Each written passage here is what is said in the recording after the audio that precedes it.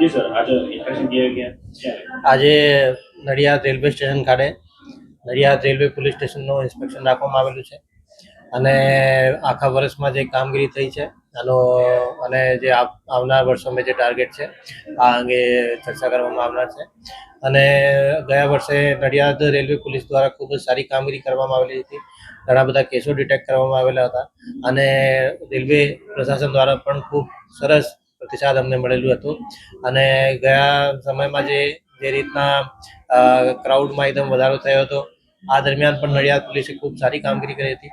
તો આ બધા પોઈન્ટ્સને ધ્યાન રાખીને અત્યારે અમે લોકો એમને જે આવનાર સમયમાં પણ ખૂબ સારી કામગીરી કરે એવી રીતે અમે લોકોએ એમને માર્ગદર્શન આપવા માટે આવ્યા છે.